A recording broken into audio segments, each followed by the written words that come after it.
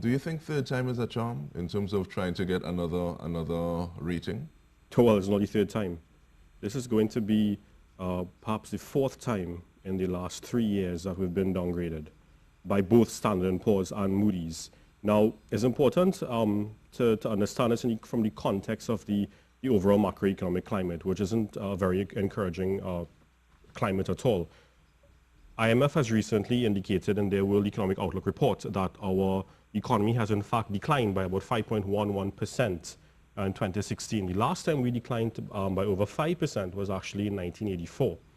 Our current account is in a deficit of about just over 6 billion and is anticipated to reach 9.7 billion in this particular fiscal year, which is a very massive deficit. Unemployment, as we know it, is of course increasing. Thousands of workers have been left displaced over the last 18 months, and productivity in the last year has dwindled to about 6.8%. So the overall business environment as we know it has substantially weakened, and that is reflected in our declines in the international ratings, in the ease of doing business, and our global competitiveness index. Now, what has really brought us here is not just the decline in the energy sector. There's two other factors. Our lack of responsible spending over the last decade, especially when we earn substantial revenues from the oil, from the gas boom in post-2003-2004 era. Had we spent our monies better on more meaningful diversification outside of the energy sectors, we would have been earning revenues outside of the energy sectors now, so therefore we wouldn't have to borrow to this extent. We've borrowed over $12.3 billion in the last 12 months. That has actually partially, one of the major reasons, that has accounted for our recent downgrades. In addition to that, the current monetary and fiscal policy environments are not sufficiently conducive to promoting our economic welfare. The tax burden on society and on business sector is still very high, and coupled with that, the cost of borrowing is also very high as well. And of course, you know, businesses still can't, many of them still can't get sufficient foreign exchange to service their external liabilities and to import raw materials and whatever goods that they may need for their daily operations. So the overall picture is not a really encouraging one, which is what has caused the past two downgrades, these two downgrades in this past week alone by Standard & Poor's and Moody's. Now, it's important to also understand what these downgrades actually mean. Standard & Poor's, even though we've been downgraded to BBB+, we're still in the investment category. But Moody's, however, their downgrade has actually put us in the high-yield speculative grade category, which is essentially a junk status. Now, the key reason for the difference between Standard & Poor's and Moody's ratings is that, yes, they do have a fairly similar criteria by which they judge a country's credit ratings on. But Moody's goes a step further, or rather 2 steps further. Number one, they also account for the duration of a default. So let's say we have to pay back a loan in 5 years and we fail to pay that back in 5 years. We fail to meet our financial obligations in 5 years, but we could do it in 7 years, so that the duration of that default is 2 years. And they also take into account the anticipated losses, the expected losses, if we were to default on our loan. Standard & Poor's don't do that. All they do is tell us whether or not they anticipate we can meet our financial obligations, and that's it, the likelihood of meeting our financial obligations. Moody's does the same thing, but they go a step further and give us and judge us based on the duration of a default and the expected losses if we were to actually default as well. But with that context, or setting that context, why do you think the finance minister would consider going to Fitch now? Well, it always does help if it is we were to have an additional credit rating. Because let's say Fitch were to provide us with a credit rating that is still in the investment grade, then in the international community it actually does look better for us. But as it stands right now, the international community looking on is seeing investment grade and then junk status. But then most of them are going to be very well aware of the key differences between Standard & Poor's and Moody's. And many of these international agencies, international firms that would purchase our bonds. So for example, last year when we issued a $1 billion US bond in the US market, many firms in the US market would have subscribed to that bond.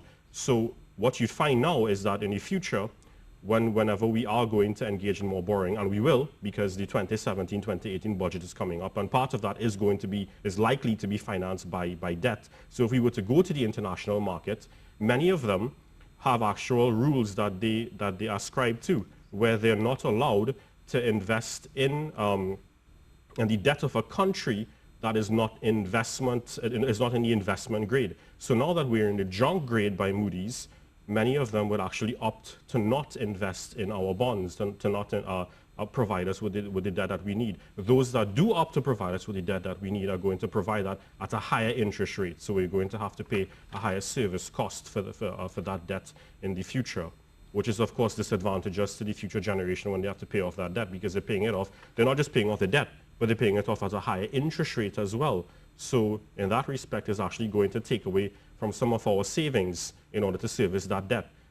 Those same savings could have actually been used for investment purposes in the country, to build better road infrastructure, to focus more on the agricultural sector, to build more schools, to build more hospital facilities, etc. But instead it's actually going to be used to service debt, which is actually why it's very critical that when you use debt, you use it, especially at this junction for recession, that it's used mainly for capital projects, enhance revenue generation within the economy, so that you not only have sufficient revenues in the future to meet your development needs, but some left over so that you can pay your debt as well.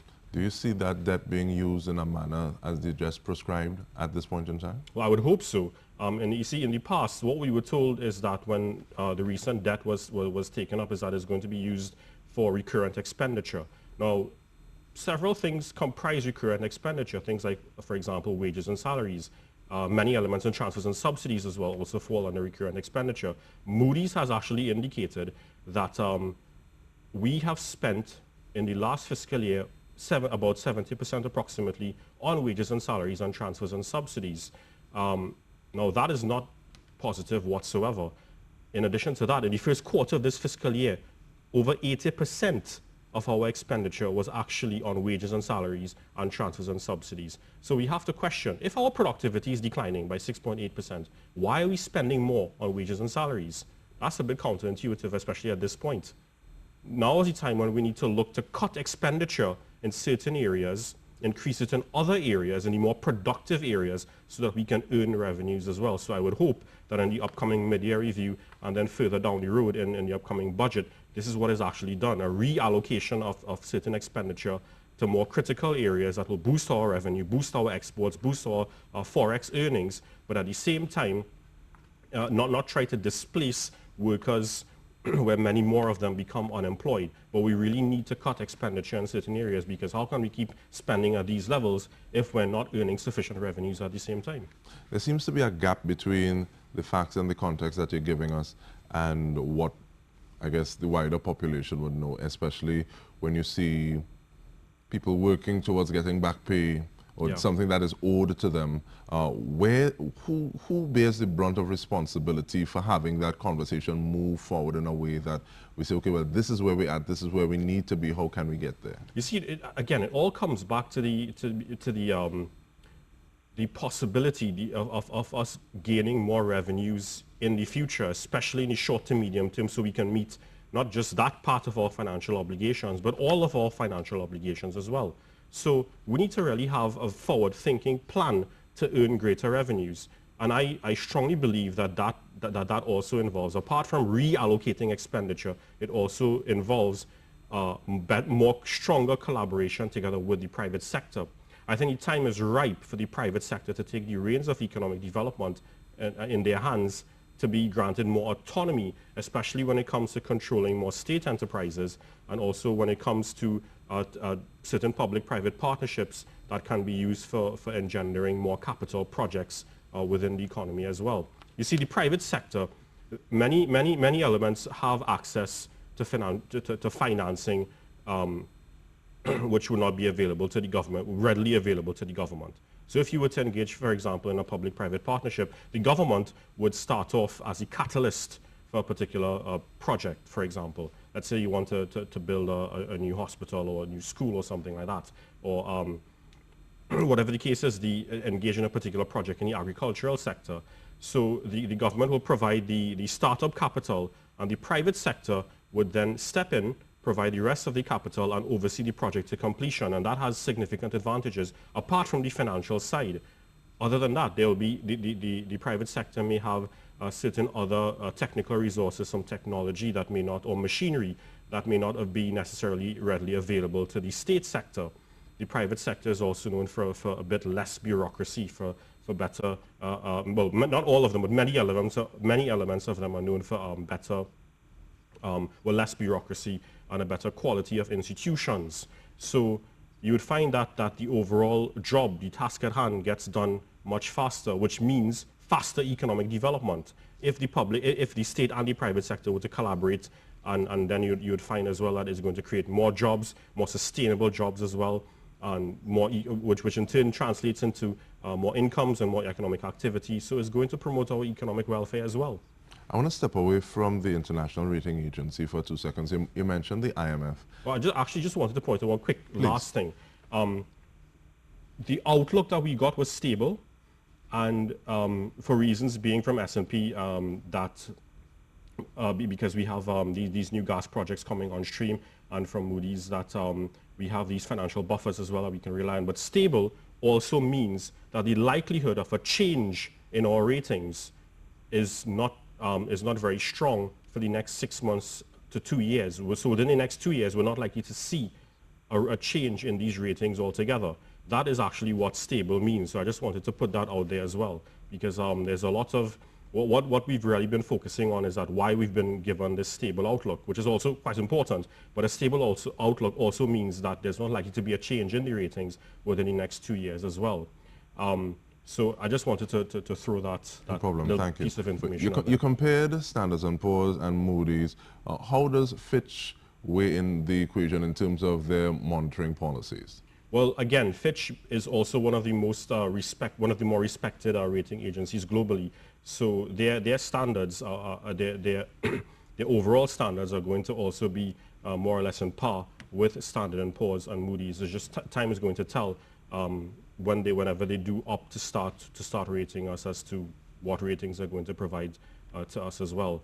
But I asked the question because you spoke about Moody's having criteria that they would look at that would make the outlook look a little more somber, dismal. More challenging, yes. You see, all of these rating agencies, they tend to primarily base their judgments on the economic and the financial risk of the economic and financial climate of the overall economy, the fiscal stability of the overall economy, the institutional quality of the within the economy as well. So they do pay attention to the state of our institutions also. They pay attention to issues also like our corruptions perceptions index, the ease of doing business, and specifically within the ease of doing business, enforcing contracts and the transparency of our contracts as well. There are subtle differences in the way they make their judgments, but this criteria that they use is more or less fairly similar across the board within these rating agencies as well. Only time will tell what ratings Fitch is going to provide to us as well. I would anticipate, however, given the stringency of these international credit rating agencies, I wouldn't be surprised if we are ranked fairly similar more to Moody's compared to Standard & Poor's. And the thing I was going to ask, what is the best outcome you think we can get from them? Well, remember, if I think it's a bit premature to judge what Fitch is going to provide to us. But I think we need to really, if we're smart enough, we need to, which I think we are, we will focus more conservatively in the worst case scenario. So that's actually going to give us more of a push to get us out of these harsh economic times. All right, so we continue the conversation with Dr. Vaalmiki Arjoon in just a bit.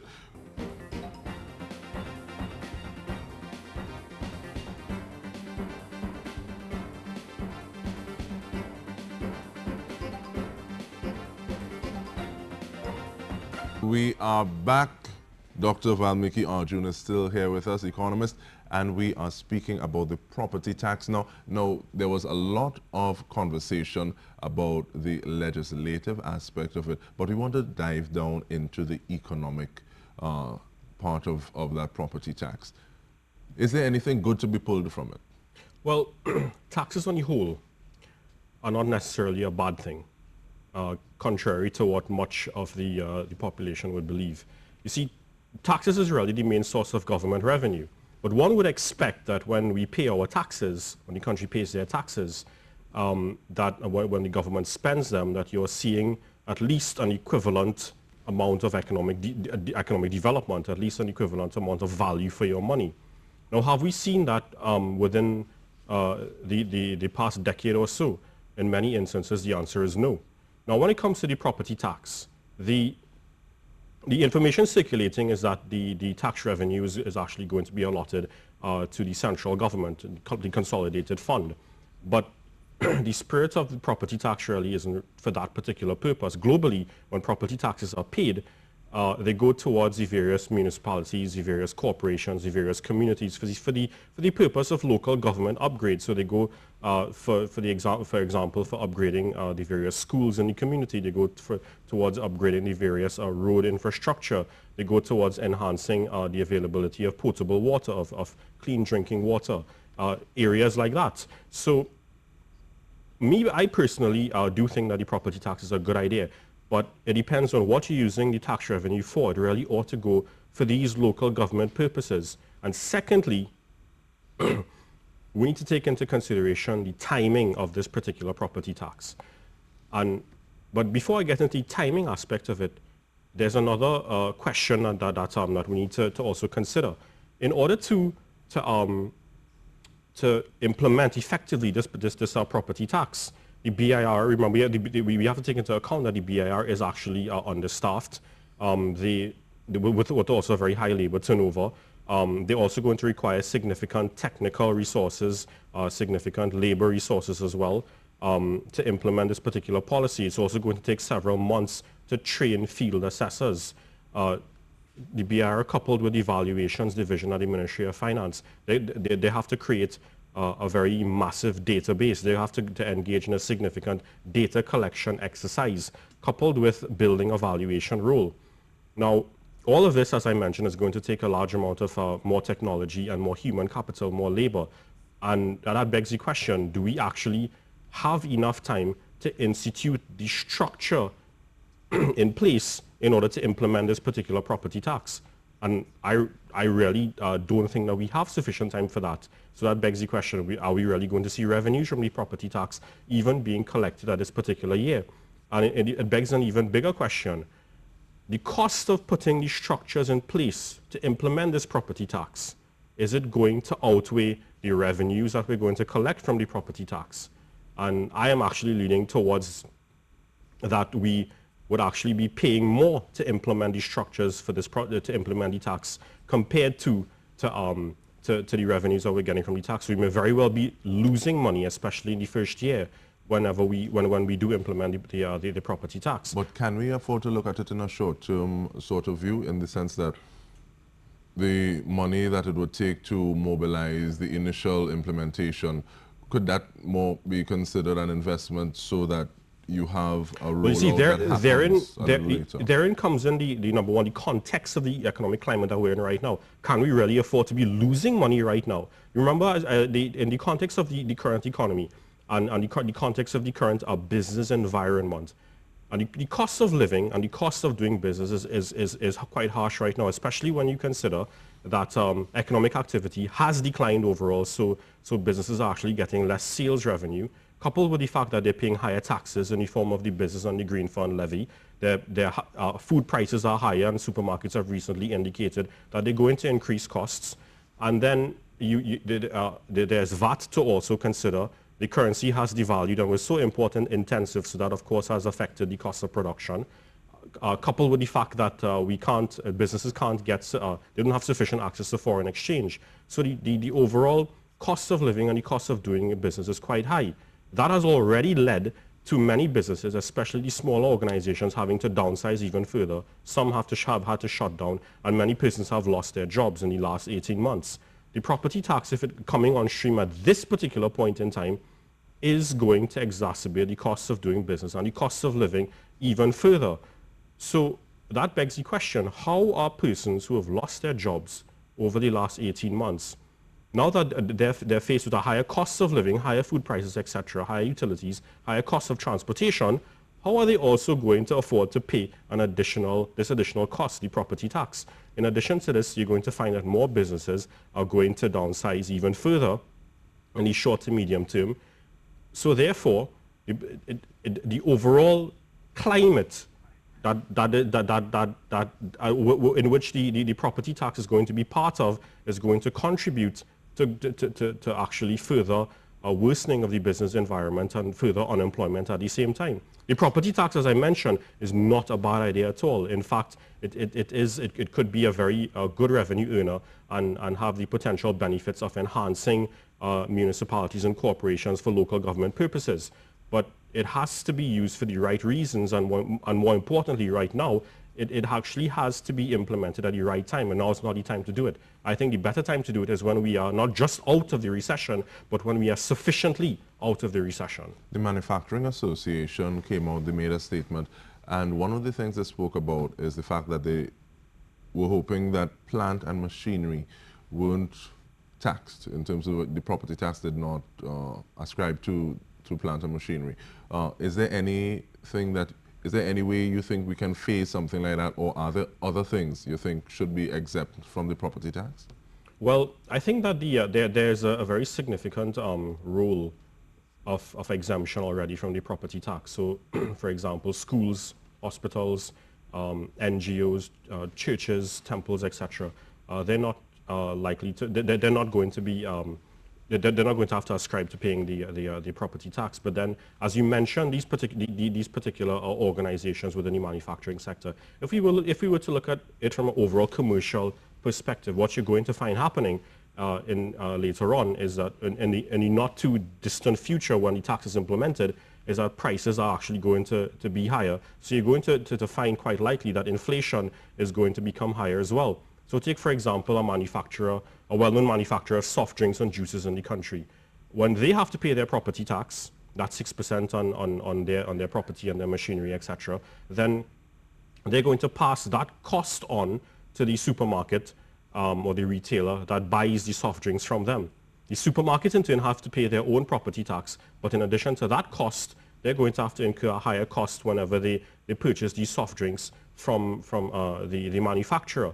So that cost of purchasing, the higher cost of purchasing soft drinks from the manufacturer and the property tax that they have to pay is not going to be passed on to the consumer. So you're talking about an exacerbated or multiplied higher cost or higher price that you have to pay. That is, of course, going to lead to more inflation. And that, in turn, begs the question as to what the monetary authorities, the central bank, for example, is going to do about it. Generally, when you find that inflation is getting out of hand, or when in order for it to not get out of hand, what they tend to do is increase interest rates. So when you increase interest rates on commercial banks thereafter, increase their interest rates on lending, that is, then you find that there's a higher cost of borrowing even further. So businesses, when they go for a loan, they're going to have to pay a higher cost, so less businesses are then therefore going to want to take loans in order to expand their operations. So you're talking about an even harsher cost of doing business all over again. So there's less investments going on.